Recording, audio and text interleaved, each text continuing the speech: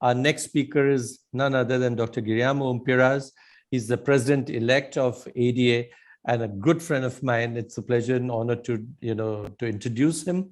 He's, of course, the professor of medicine, the Division of Endocrinology, and clinical director of Diabetes and Metabolism Center at the Emory University School of Medicine in Atlanta. He also serves as the director of Diabetes and Endocrinology Section and Clinical Research Unit at the Grady Memorial Hospital in Atlanta. He's a recipient of numerous teaching awards for Best Clinical Teacher and Best Mentor for Endocrine Fellows and Junior Faculty at the Emory University, and has received several national awards from the ACE, American Association of Clinical Endocrinologists, American Diabetes Association, and as I said, that he's just the president-elect, and hopefully we'll be able to see him in a physical meeting next year at the ADA. He's also the member of the Diabetes Scientific Council and Board of Directors of ACE and the ADA Professional Practice Committee. And he's the editor of ADA's Therapy for Diabetes mellitus and related disorders. Today, he's going to talk to us on GLP-1-RA and cardiovascular outcome trials. So over to you. The stage is yours, Guillermo. Well, thank you.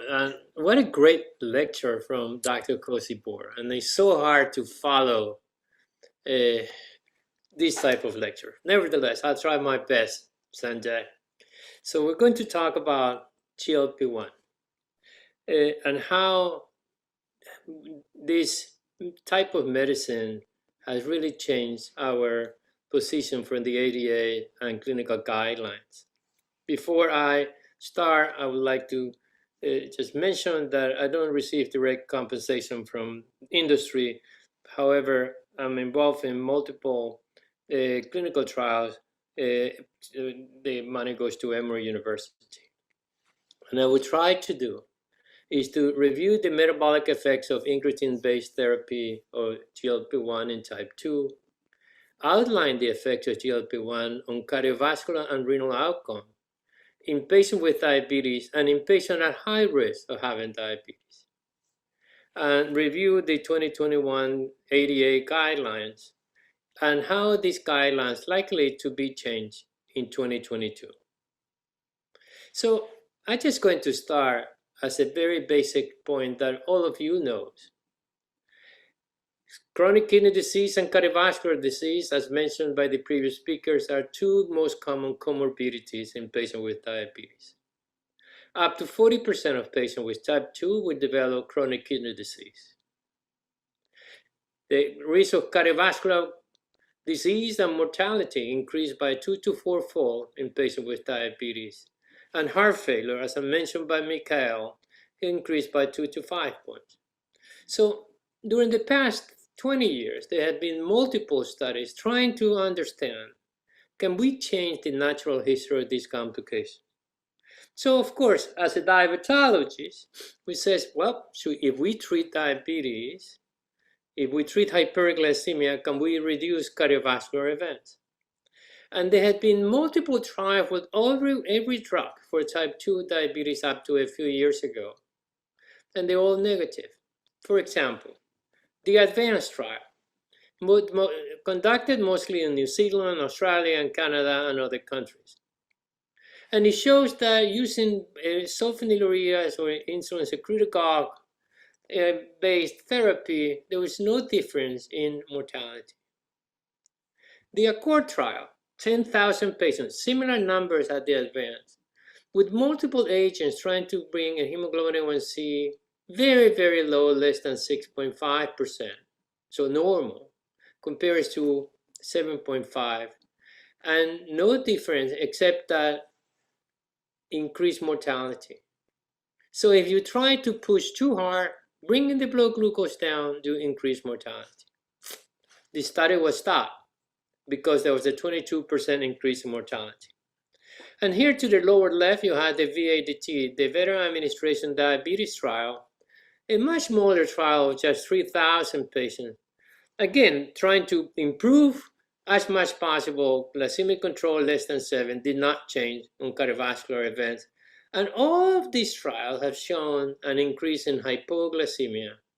And hypoglycemia was a predictor of all-cause mortality. So frustrating for diabetes. What about treatment of hypertension? Well, maybe if we correct hypertension, can we really prevent kidney disease? And the trial for this come from maybe 20 years ago or more. And here I have using losartan and ACE inhibitors, and to the right, irbesartan, an angiotensin receptor blocker. And these trials were very positive, and this is why we recommend to use ACE inhibitors and ARBs in everybody who has diabetes and proteinuria or kidney disease, because they were shown to protect the kidneys.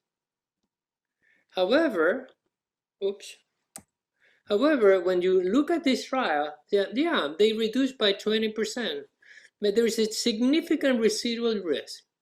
So how many patients you have in your clinic that you start ACE inhibitors or ARBs because they have proteinuria, and unfortunately they progress?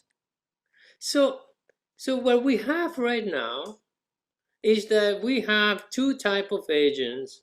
One is the SGLT2s, and you already listened to Dr. Cosi-Boro on all the benefits of SGLT2 and how they have impacted on clinical guidelines. My job in the next 20-25 minutes is to discuss the GLP-1 receptor agonists, the impact that they have both in cardiovascular and renal protection. So what are the GLP-1 receptor agonists? Of course, for many, many years, we know that GLP-1 and GIP is secreted in the gastrointestinal cells. And the GLP-1 was increase insulin secretion and suppress glucagon, and because of that, improve glycemic control. And we know that GLP-1 stimulate insulin secretion in what we call glucose-dependent manner. So the risk of hypoglycemia, if they use by itself, is very little. They also inhibit gastric emptying. So by increasing and we will see some slides about that, of course, that reduce postprandial hyperglycemia. Perhaps one of the effects that my patients like a lot is that they increase satiety, and because of that and others effects may be associated with some weight loss. And finally, inhibit glucagon.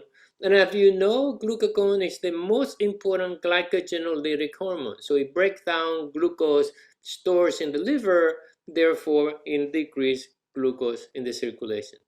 So multiple effects. We have now several of them, and I like to divide them when I talk to my patients in those who are using daily or weekly. And here you have daily, and the only one in the United States that is now available is the Liraglutide. And we have the weekly that is exenatide, albiglutide, dulaglutide, and semaglutide. They work in the different ways. That's right. If you look at the short-acting, half-life is very short. Liraglutide has a long half-life of 13 hours and is used daily. And then you have semaglutide, dulaglutide, where the duration is up to several days. That's the half-life. So because of that, they're given on a weekly basis.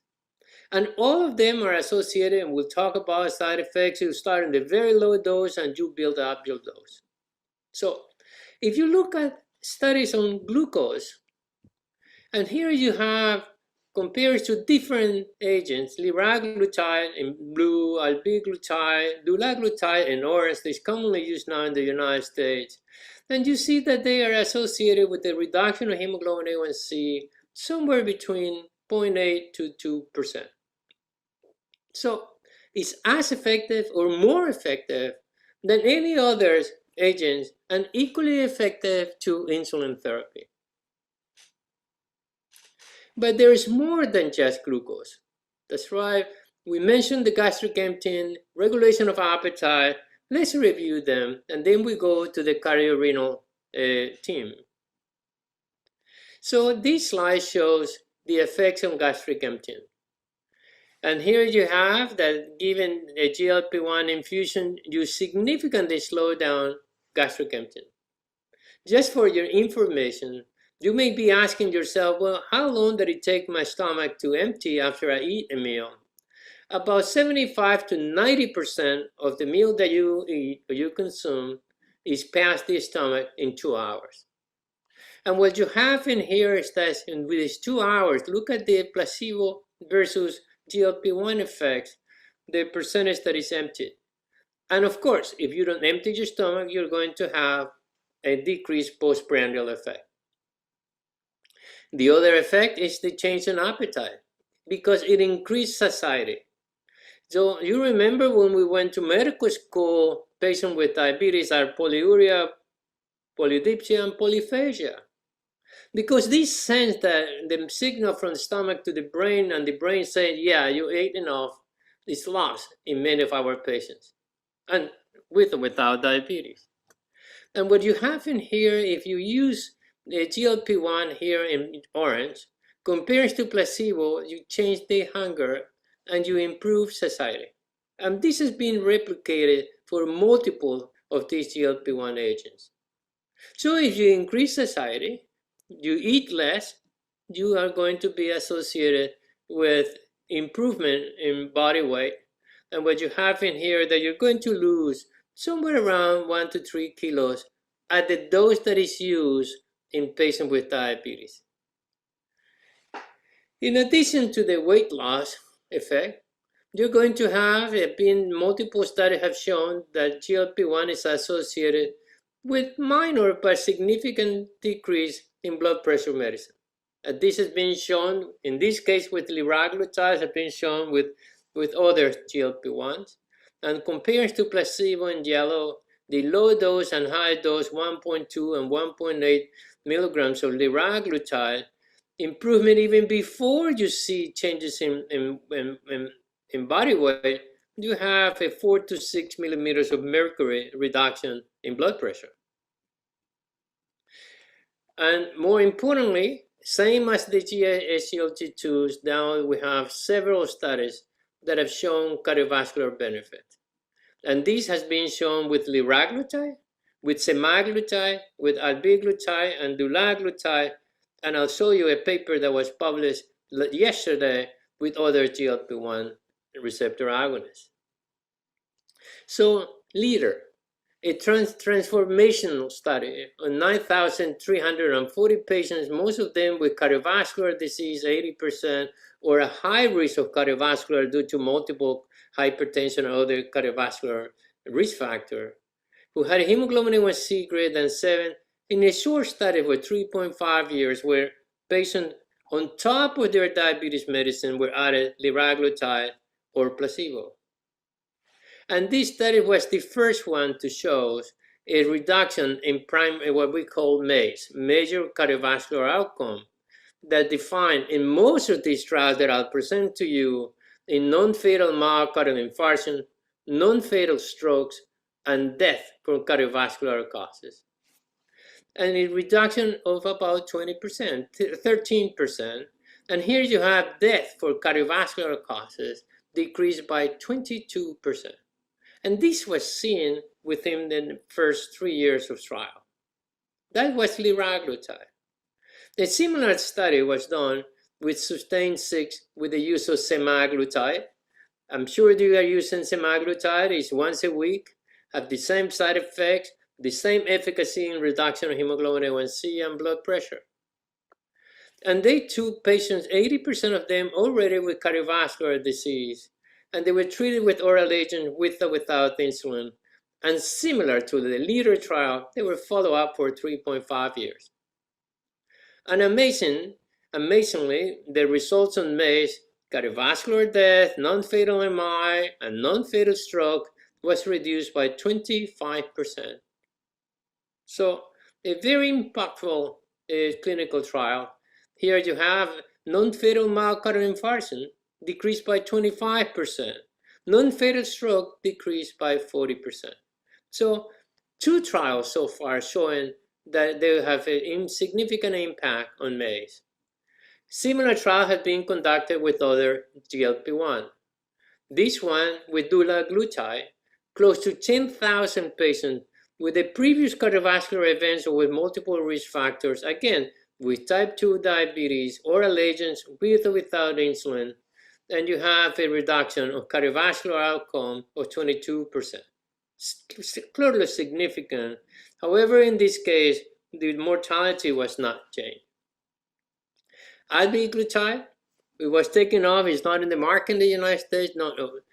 But this study shows that MACE significant reduction, 22%, and you're going to see that the reduction of myocardial infarction of 25%.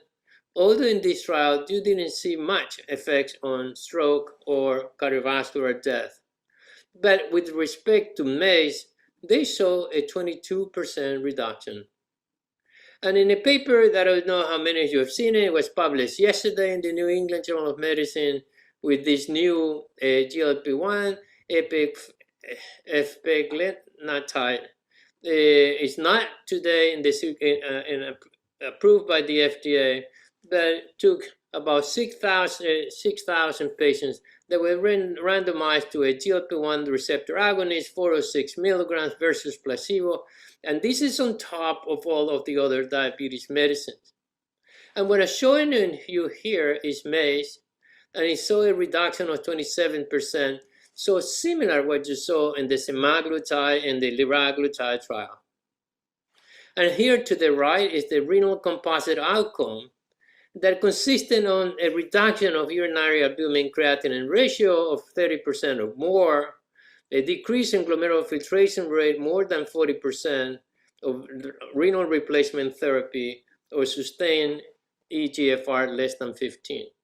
So incredible results published yesterday in the New England Journal of Medicine. So when you look on the cardiovascular protection of these agents, you're going to see that the leader, Sustain, Excels, and Harmony, very short, very, very potent, and although not the elixir that is a very short-acting, that is not even available in the United States, the lixisenatide was not significant. But it's amazing. If you get a composite of this thing, you get about a 15 to 25% reduction in major cardiovascular events. So why is this important? Because all of the guidelines, especially the American College of Endocrinology and the American Diabetes Association, this is in Spanish, have recommended that if you are going to use an injectable, you should choose a GLP-1 much better, much faster than the use of insulin. So if I'm in clinic and I have a patient already in 2 oral agents, and I'm going to think about using insulin, I may think first to use a GLP-1 because it's not associated with hypoglycemia, has similar reduction of hemoglobin A1C, and have cardiovascular protection. All of them has been so far injectable, that's right, but now we have the oral semaglutide, and the pioneer, there are several studies shows that the oral semaglutide is associated with similar reduction in body weight and hemoglobin A1C compared to the injectables. And in several trials compared, for example, with EMPA, it has a better reduction of hemoglobin A1C, similar weight. Sitagliptin, significant improvement in hemoglobin A1C and weight loss, and sitagliptin has very little effect, that's right. So now we have an oral GLP-1 that may be increasing utilization all over the world because I've shown to have a better improvement in hemoglobin A1C, a better improvement in weight gain, and also on renal protection. And just to complete, you have to keep in mind that about 30 to 40% have gastrointestinal adverse events. And that is the reason why you start at a low dose and you increase the dose as tolerated by the patient. So you start in a very little dose. It should not be used in patients with pancreatitis, same as DPP-4, or in patients who has history of medullary thyroid cancer. And of course, the main problem that I see around the world is the high cost of this medicine, which of course is significantly higher than the others. So, no questions about GLP-1. With respect to cardiovascular outcome, what about renal effects? Well, the story here is very similar to the SGLT2s. all of these trials have shown an improvement in renal protection. So here you have in the Liraglutide, the LEADER trial, and this shows the composite renal outcome that was new-onset persistent macroalbuminuria, doubling of serum creatinine, or a GFR less than 45, or the use of dialysis. And looking at these composite effects, you see that the use of liraglutide was reduced by 22%. And persistent macroalbuminuria, one of the most important cardiovascular risk factors, because it's associated with increased risk of acute myocardial infarction and cardiovascular death, was reduced by 25%. In a different trial, this was done by Catherine Tuttle, that she will be presented tomorrow in this Congress. She conducted a Dulaglutide in a trial that is called AWARD 7 and compared with insulin. So the effects insulin versus Dulaglutide, hemoglobin A1C about the same. But this trial look on kidneys. And here you have a change of glomerular filtration rate with insulin. Insulin has no protected effects on the kidney. At long term, by improving glucose control, it may do, but in the short term, it does not. In contrast, the use of Dulaglutide at the low dose, higher dose, did slow down the progression of decreased glomerular filtration rate. And here you have the effects on macroalbuminuria. Again, insulin bring the blood glucose down, but had no protected effects with respect to macroalbuminuria. Dulaglutide, in contrast, was associated with significant improvement in albuminuria. And this is just the semaglutide, although it was a 3,000 patient study, the SUSTAIN 6, that shows the 25% reduction in cardiovascular mortality. Also have new or worsened nephropathy, means albuminuria, and doubling of serum creatinine decreased by 30–40%. So this is why the 2021 ADA guidelines, the key message is that among patients with type 2 diabetes who have established atherosclerotic cardiovascular disease or established kidney disease, you should consider an SGLT2 that was presented in all these trials by Dr. Cosiboro, or the GLP-1 that we're showing today, because they have been shown to improve beyond the use of the traditional medicines. And these were the guidelines for the American College of Endocrinology. It says we start on metformin, and we go to GLP-1 and SGLT2 are the second agents. However, if you have a patient with atherosclerotic cardiovascular disease or chronic kidney disease with a GFR less than 60 or proteinuria or reduced ejection fraction, you should consider GLP-1 or SGLT2 with independent of hemoglobin A1C. And the new guidelines for AIDS is going to put in doubt, so you really have to start somebody with metformin before you use GLP-1 or SGLT2.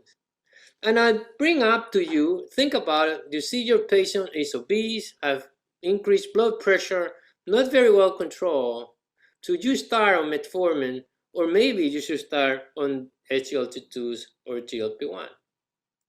In 2020, the guidelines for the American Diabetes Association again says you start either way, GLP-1 and SGLT2, and if you have heart failure, the data is very clear.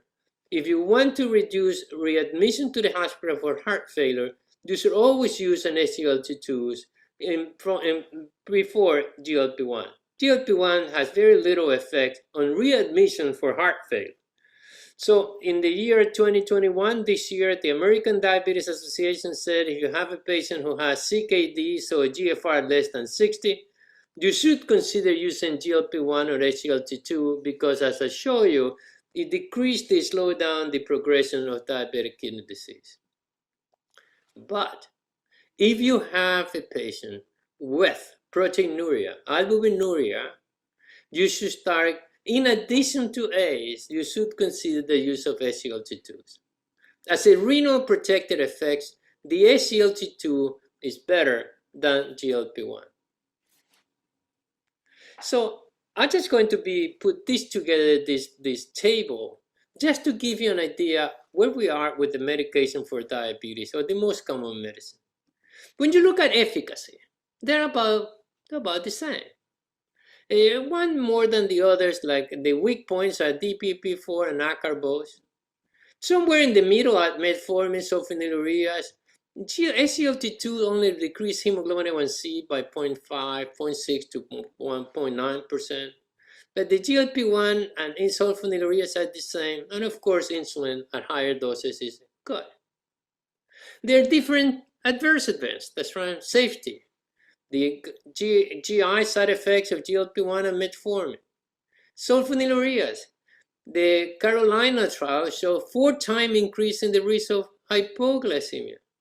The only reason to use sulfonylurea is because they're cheap. Otherwise, I don't see why we should keep using it. The good thing is that utilization of sulfonylureas has come down significantly. Safety, DPP-4 is good, and insulin, of course, has hypoglycemia. But I hope that these 2 lectures today has convinced you on the need for cardiovascular and renal protection. We have no data on renal protection with metformin, no data on this neutral cardiovascular for DPP-4 and sulfonylureas, but there is no data on kidneys. So it was not until the last 5 years that we have learned and we have shifted our armamentarium to consider if you have patients at high cardiovascular risk or already with reduction of GFR, that you should consider using an SGLT2 or a GLP-1 receptor agonist. So how can I summarize what I tried to mention today? So for many, many years, we have learned that if you bring the blood glucose down, you prevent the appearance of macrovascular complications. No question. But that takes long periods of time. But if you have already a patient with established cardiovascular disease or renal disease, you have to go beyond glucose control. The other thing is that some of these agents, there are 2 agents that produce hypoglycemia, sulfonylureas and insulin. And we have learned if somebody develops hypoglycemia, there is an increased risk of cardiovascular events. So if you have metformin, if you go into sulfonylureas or insulin, you increase the risk of cardiovascular events. You should look for alternative. And the alternative right now that I believe hope that we convince you today are to use early on the use of GLP-1 or SGLT2s in the way that they have shown to have decreased major cardiovascular events and a renal protection effect. So I thank you very much, and I hope to answer any question that you may have.